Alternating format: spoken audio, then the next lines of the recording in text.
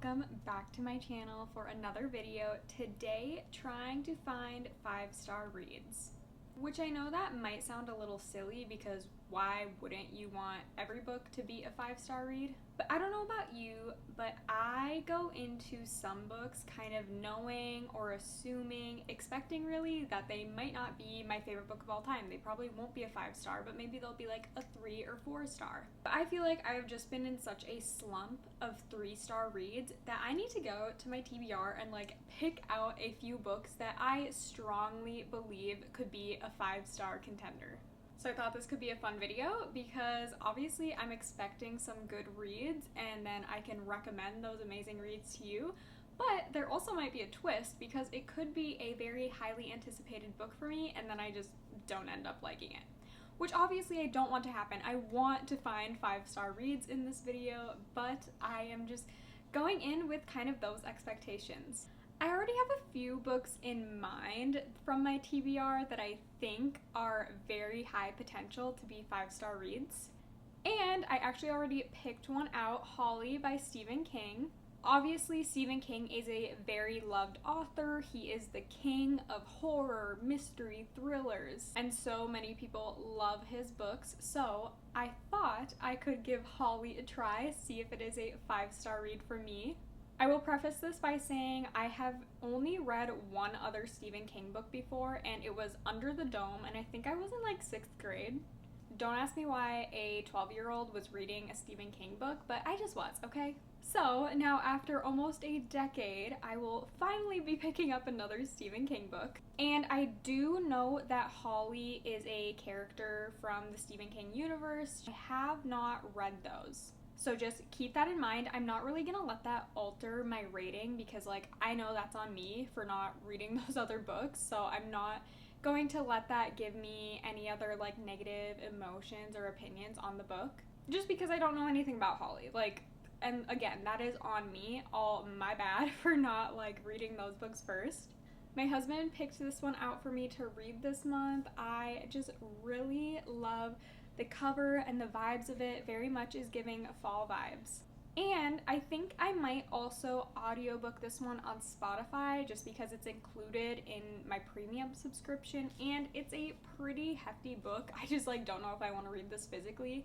And I've been trying to listen to more audiobooks to get that mixed in.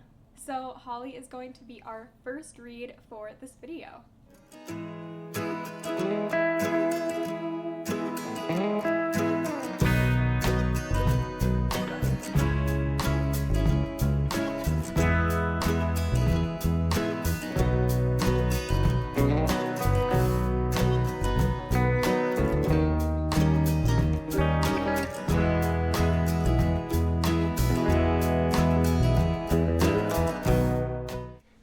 Okay, it is several hours later. I've just been listening to it on Spotify all throughout the day. I've been coloring, as you've seen. That is my favorite thing to do when listening to audiobooks just because it's like so therapeutic to me and I'm not really thinking of anything. I'm just like coloring mindlessly so I can really focus on the book and the words that are being told to me. So yeah, I've been listening to that while doing a few other things. I love a good audiobook. I had a really long weekend, so just being able to listen to a book instead of reading the words on paper was very relaxing for me. I will say, this is a pretty long, hefty book. I've been listening for, I believe, around 3 hours, maybe a little bit more than that, and I'm on page 126, about 28% through, I believe. Basically, we are following Holly. Well, actually, we're following a lot of characters. There's 3 separate timelines happening, and they're all kind of revolving around Holly because Holly is working on like a detective case. And then this case has to do with like this other couple, and this couple is doing some really weird, nasty things. Like, we basically see it in the first chapter of the book, like what they are doing to people. So just very not good things, very, very icky.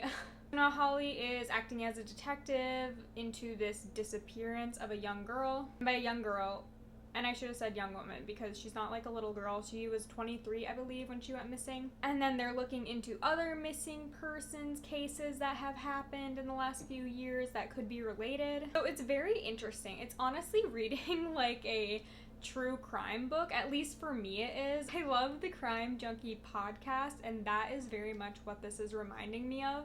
But like I said, there's a few different timelines happening, different characters that you're following in these timelines, but like it all has to do with this case that Holly is working on. So it's very interesting. COVID is discussed so heavily in the book. Like, I feel like that is my only complaint. And it's not even like a complaint. I'm just like, it's 2024 and I am just like so sick of COVID. And honestly, when I read books, I want to escape reality. So it's like, when I have to read about it every other page, I'm just a little bit turned off. But like, Holly is so scared about COVID. She takes every precaution she can, which is very understandable. COVID sucks. So do not wish it upon anyone. But I'm just like, maybe we can tone it down with the COVID a little bit, Stephen King. So yeah, those are kind of my first thoughts. I'm really enjoying listening to it. I think I would enjoy reading it as well. I think it's a very interesting writing style, like pretty much unlike anything I've ever read before. But I do think listening adds like a suspenseful element. And like I said, it just sounds like a true crime podcast. If you have some sort of outlet like Audible or Spotify Premium or somewhere where you can listen to this, I would definitely recommend that. I'm just gonna keep listening throughout the week. I'm probably gonna read some physical books here and there while listening to this as well, just because I like having multiple sources of books at once. Like, I could literally have an audiobook, an ebook, a physical book. That is a great trio right there. I will, of course, keep you updated on my thoughts about this. Hello, lovely book people. It is the next day, and it's like 11 o'clock right now as I'm filming this, I think. And I have just been listening to Holly a little bit more this morning while I'm kind of doing things, getting ready for the day. I think I probably listened for like an hour total, so getting pretty good, you know, just like kind of going through the motions a little bit more. But as I said last night, I like to have like different outlets of getting my book content. So I am going to start reading a physical book as well, and then I'll keep listening to Holly as I'm like doing things that aren't reading. And I already have a book in mind because I'm going to be doing a buddy read of it with my friend this week. And that book is Heartless Hunter. This is a YA romantasy, I think, like true enemies to lovers, because she is a witch and then he is a witch hunter. It says enemies to lovers doesn't get more high stakes than a witch and a witch hunter falling in love.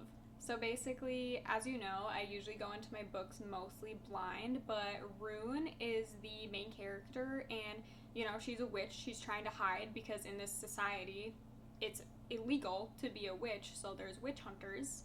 So she is going to like enter society because it's kind of in like those what is the word I'm looking for? Like Regency era. But she's going to pretend to be a socialite to kind of hide from these witch hunters, and just ends up falling in love with a witch hunter. I've heard nothing but amazing things about this book since it first came out, and I've been dying to read it but wanted to save it for the fall time. A lot of my friends who have read this rated it 5 stars, so I think that it also has a very high potential for being a 5-star rating for me, just because I do usually have similar tastes as those friends who rated it 5 stars. So I am very excited to start this. Like I said, I'm supposed to do a buddy read of it, so I don't want to get like too ahead of myself because I want to be able to talk with my friend about the book together. But I am going to start this today and get a little bit of reading in. And since it is like a witch hunter book, I have this little cauldron bookmark that I just think is so perfect and so fitting. So let's get to reading Heartless Hunter.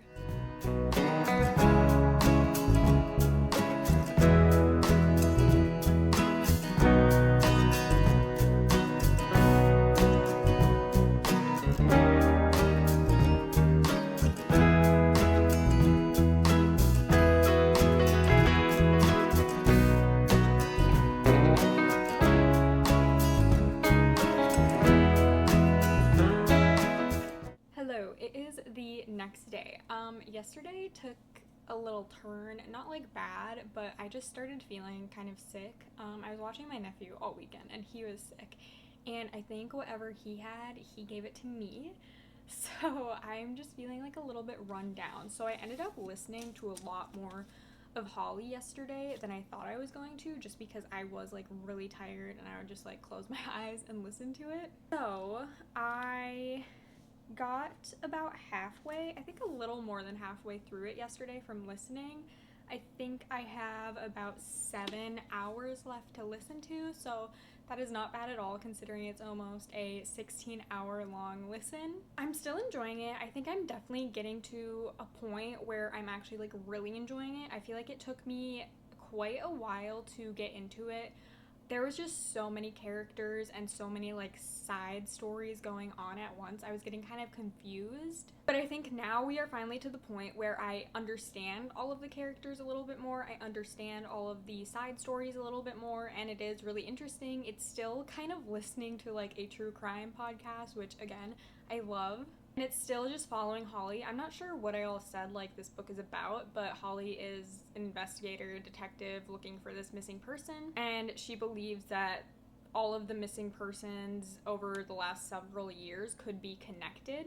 So that's what she's looking into right now, and we are, like I said, seeing side stories that kind of tie in to this investigation that Holly has going on. Several timelines. We have like in the beginning, I think it's like 2012 or 2013, and then they also talk about like 2015, 2016, 2020, 2021. So just like a lot going on, but I am finally getting into it a little bit more, understanding it a little bit more. I do like the writing style, and I'm just really interested to see where this is gonna go. I'm sure Stephen King is a mastermind and it's gonna have my jaw on the floor, but I'm not sure yet. But again, I am starting to enjoy it a lot more.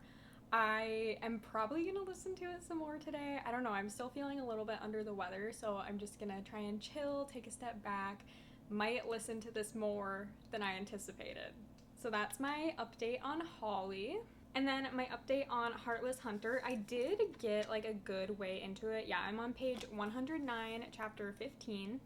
I would say it's still kind of building up, which for being 25% of the way through and still building up isn't bad, but I would have liked to see it build up a little bit quicker. But I do understand that this is the first book in a series. We have to really build up that world, build up what is going on for, you know, the rest of the series. But if it was a standalone, I probably would have liked to see the story built up a lot quicker, if that makes any sense. But right now, it's basically just following Rune and Gideon. It is dual POV, but Rune definitely has a lot more POVs so far. And basically, Rune is the Crimson Moth in this society where, you know, witches are outlawed, they are being prosecuted. And basically, what she does as the Crimson Moth is she saves these witches who are in hiding and they can get away before, you know, the bad guys get them. Not really bad guys, they're just like doing their job as soldiers to get rid of witches, but still, like, it's a little extreme. So Gideon is one of these, I think they're like called officers or something, I don't know, I can't remember for sure, but he's essentially one of these officers that, you know, helps take care of the witches. And Rune, who is a witch herself, obviously she wants to work as the Crimson Moth and help these other witches, but she pretends that she is also like not an officer, but you know, that she is turning in witches as well, just so she has like a cover story. But Gideon is like kind of onto her. He has some suspicions for sure, and what they end up doing is they're gonna start courting together. And it's funny because they both have the idea of courting each other, but like for different reasons. For Rune, it's to kind of have this plan to get Gideon closer to her, and then she can like do something to him to get him off of her back as the Crimson Moth. And then for Gideon, he is trying to find out more about her to really be sure that she's the Crimson Moth. So it's just kind of funny, like that cat and mouse game that they're playing. I'm definitely going to read more of this today. Again, not sure how much further I'll get. I'm also doing a buddy read of it, so I'm trying not to get too ahead of myself in it. But I am definitely enjoying it. It's a really fast-paced, quick and easy read so far. And I'm just excited to find out what's going to happen with them. I really like both characters individually. And since it's supposed to be like an enemies to lovers, you know, she's the witch and he's the witch hunter, it's just going to be really interesting to see how I feel about each of them at the end of the book. So those are my reading updates from yesterday for Holly and Heartless Hunter. I am just gonna continue to read today. I don't really have much else to do other than go get my cats from the vet.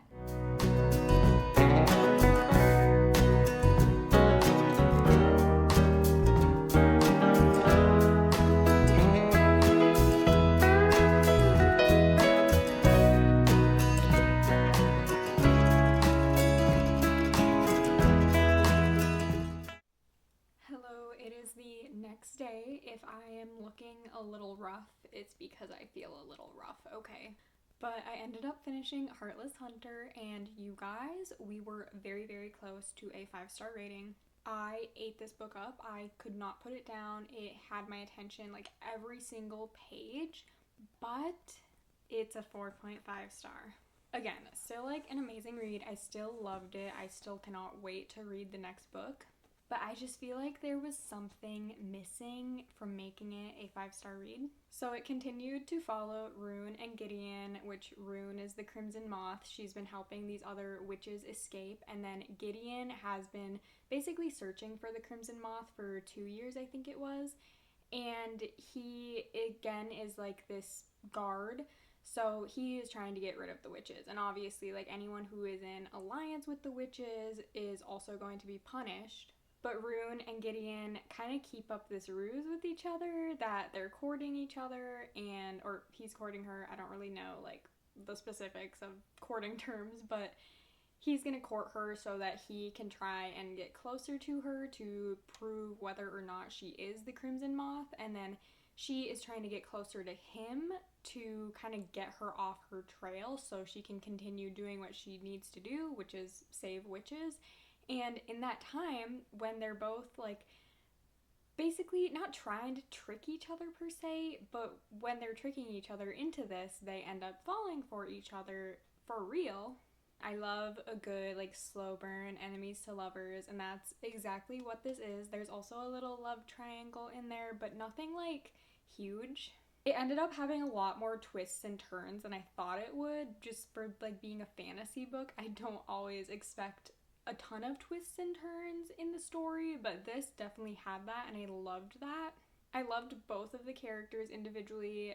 Rune is a very strong female lead, and then Gideon, he's just dark and broody, and I love a good dark and broody male main character. I do think that like one of the reasons I'm not giving it a 5-star rating is because I did think the ending was rushed. Like everything kind of wrapped up in the last 20 pages, and not like wrapped up, but like the really big bad things happened in the last 20 pages, and I would have liked to see it, you know, start a little bit sooner so we could get a more detailed action-packed ending than just like a super rushed, like this is what happened. So that is one complaint I have, I guess, but it was still a good ending. Well, it's not a good ending, but I liked how it ended for like a cliffhanger setup for the next book, if that makes sense. I would definitely recommend this. I can totally see why so many people do rate it 5 stars, but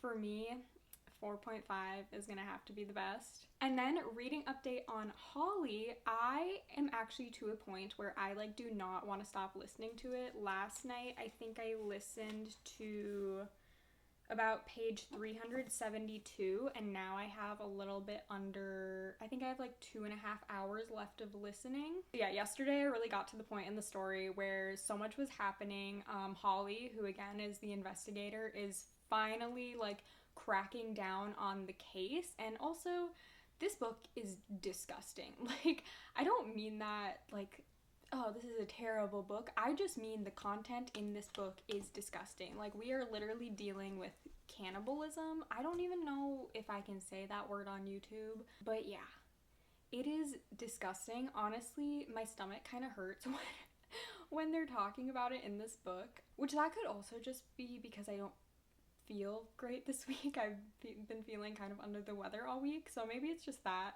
But like, every time they talk about it, I'm just like, I don't know if I can do this, but like, it's I just can't put it down. It's like when people say you see a car crash and you just can't look away. That is what I feel like with this book right now. So very, very unlike anything I've ever read before.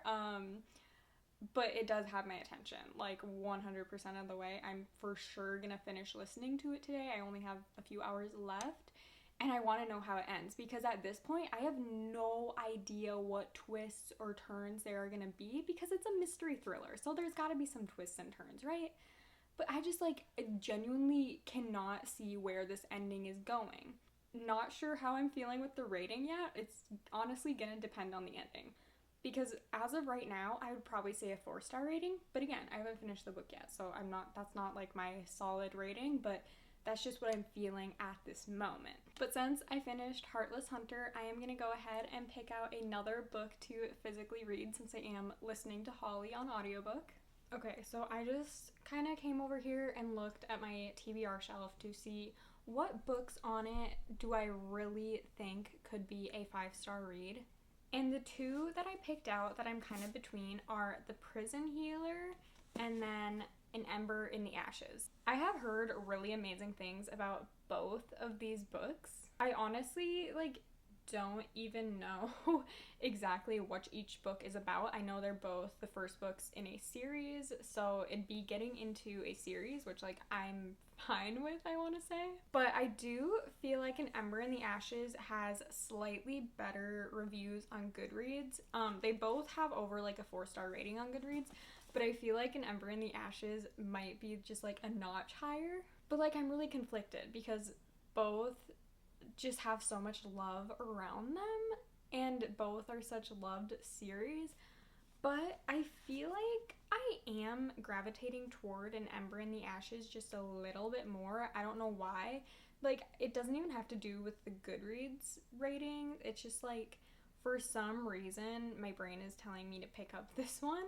Maybe I should read the back. It says, Leia is a slave, Elias is a soldier, neither is free. Under the Martial Empire, defiance is met with death. Leia and her family do not challenge the Empire. They've seen what happens to those who do. But when Leia's brother is arrested for treason, she is forced to make a decision. In exchange for help from rebels who promise to rescue her brother, she will risk her life to spy for them within the Empire's greatest military academy. There, Leia meets Elias, the school's finest soldier, and secretly its most unwilling. He and Leia will soon realize that their destinies are intertwined and that their choices will change the fate of the Empire itself. So I do think that sounds really interesting, but I think just to make this fair, we also need to read the synopsis of The Prison Healer so I can really make my final decision. This one says, 17-year-old Kiva Meriden has spent the last 10 years fighting for survival in the notorious death prison Zaladov, working as the prison healer. When the rebel queen is captured, Kiva is charged with keeping the terminally ill woman alive long enough for her to undergo the trial by ordeal, a series of elemental challenges against the torments of air, fire, water, and earth assign the most dangerous of criminals. Then a coded message from Kiva's family arrives, containing a single order: don't let her die, we are coming. Aware that the trials will kill the sickly queen, Kiva risks her own life and volunteers in her place. If she succeeds, both she and the queen will be granted their freedom.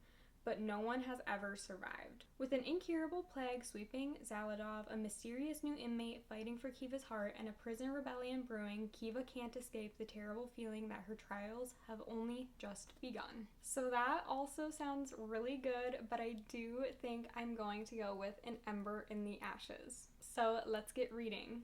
Okay, hello, I am back a little while later. I have been continuing to feel worse throughout the day, so that's why I am just chilling in bed currently, and I just finished listening to Holly. And honestly, I gotta say, I am gonna stick with my 4-star rating that I predicted earlier, because that ending was just not satisfying to me.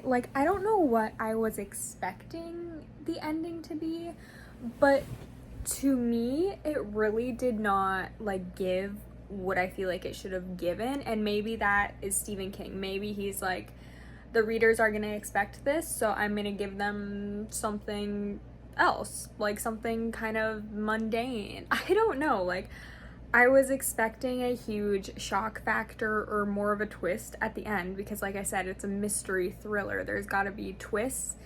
But as the reader, you know the whole time that these people are cannibals.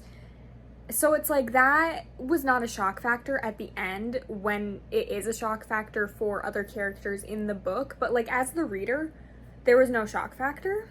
So I feel like the ending was very unsatisfying. But I do really like the writing style. I do really like how the story flowed. And, you know, once I was able to remember all of the characters that were being thrown at us and remember all of the different timelines and storylines of everything going on, it was a lot more enjoyable for me. So yeah, I think I'm gonna stick with a 4-star rating. I would definitely still recommend it, and I loved listening to it on Spotify or wherever you listen to your audiobooks. I would definitely recommend listening just because I feel like it adds kind of a creepy element in a way. So yeah, that's my update on Holly. Hello, it is a few days later, I believe, since I started this book. I know I haven't really filmed any updates or anything, and the reason for that is because I could not put this down. I was just like addicted to this, was eating it up, and I was also watching my nephew for a good chunk while I read it, so obviously I didn't want to like record him or anything, but oh my gosh, we have officially found our first 5-star read of this video.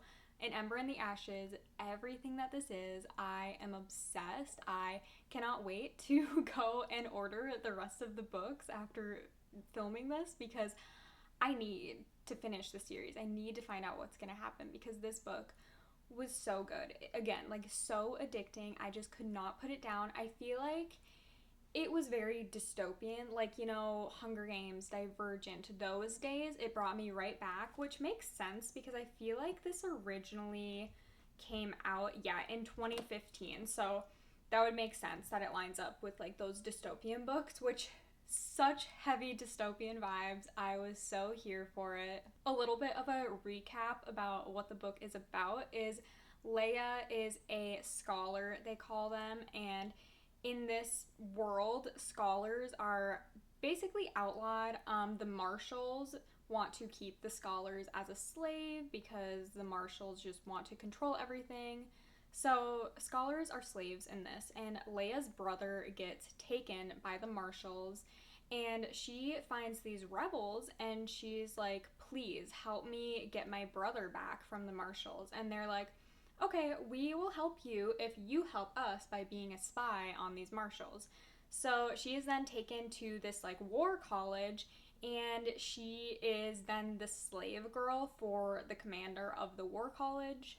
And at the same time, Leia's trying to get information about what the marshals plan to do next to bring back to the scholar rebels. The commander's son is actually graduating from this war college or war school, whatever, and he is now going to compete in the trials, which think of the trials basically like the Hunger Games. 4 of the top students from the graduating class go to the trials, and 2 of them will be winners, and then 2 of them are losers that get offed. So he is competing in the trials with his best friend that he's known like his whole life, and then 2 other people that he really doesn't like.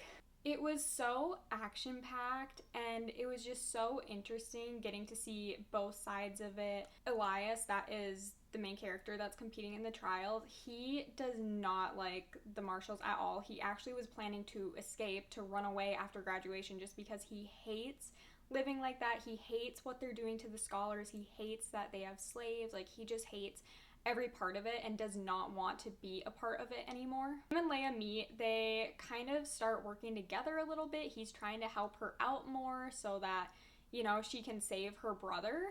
And there's just so much happening. Like, the last half of this book, you just could not stop reading. You could not put it down. There's so much happening, and you're like, you need to know what is going to happen at the end. So yeah, like I said, I am thoroughly obsessed with this. I cannot wait to read the rest of the series, find out what's going to happen with Leia and Elias, because I would love some romance to happen between them. I just love both of their characters individually.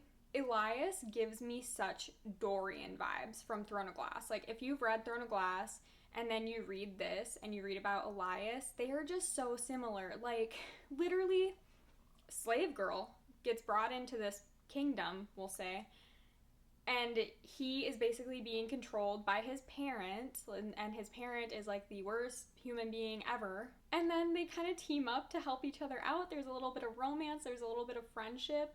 Literally gives me such Throne of Glass vibes with Dorian and Selena. So if you like Throne of Glass and you haven't read An Ember in the Ashes yet, I would definitely highly recommend it, especially if you love Dorian. I feel like everyone loves Dorian, but Dorian and Elias, so similar. That's my little update about An Ember in the Ashes.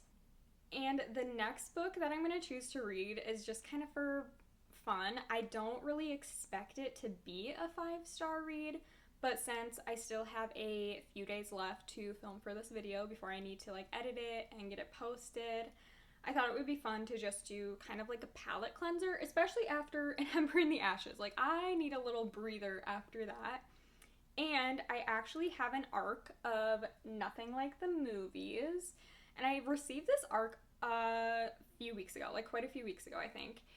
And I just have not read it yet because I was seeing so many other arc readers say it's not very good. There was no reason for there to be a sequel other than for like a money grab. So I've been really hesitant to start it, even though I love Wes and Liz so much. And like, that's why I really don't want to read it, because I don't want them to be broken up, which we know that they break up. But I love Better Than the Movies. Better Than the Movies is a 5-star read for me, and I really hope this book just doesn't ruin it for me. So that's why I've been kind of hesitant to start it, even though I was dying to read it when it was first announced. And I still want to read it, but I just like don't have very high of hopes for it. But who knows? It could still be a 5-star read. So yeah, this one I thought would just be a little bit of a more fun palette cleanser, like I said. I am going to start Nothing Like the Movies and Lynn Painter, Better Not Break My Heart Too Much.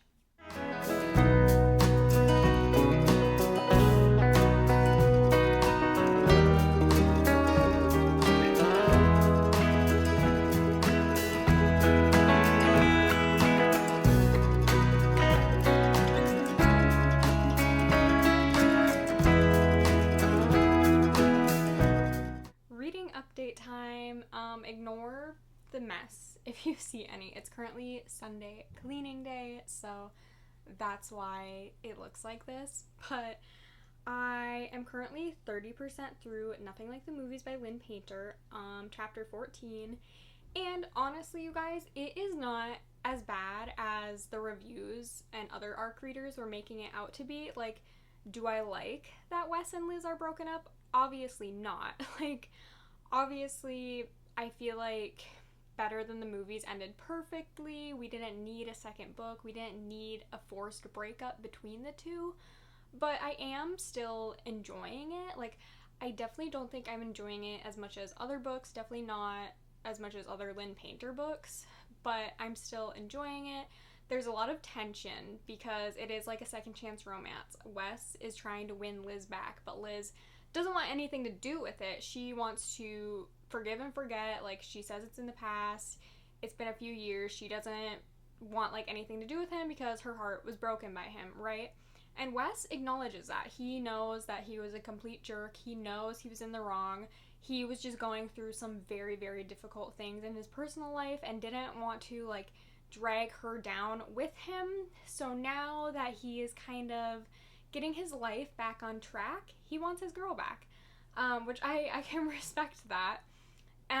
There is a little bit of fake dating in this book as well, because Liz doesn't want Wes to, you know, be like pining after her, chasing after her, so she pretends that she is dating her like best friend that she met at college. She works with him, she lives with him. And Wes is not happy about this, right? Obviously, like, who would be happy about it? So it's kind of funny seeing, like, cat and mouse. So I do like that. I like the tension between Wes and Liz. I like their banter. That is really cute because it just reminds me so much of the banter that they had in their high school days and better than the movies. So I do really like some aspects of the book, but some aspects I'm just like, why, Lynn? Why did you feel the need to write this book? Like, why couldn't we just have Wes and Liz's perfect happy ending end in book 1, not in this? So hopefully I finish it today. And then I'll give you my full final thoughts and review. But yeah, it's honestly not as bad and as scary as everyone else was making it out to seem. So I'm really glad I picked it up for this video.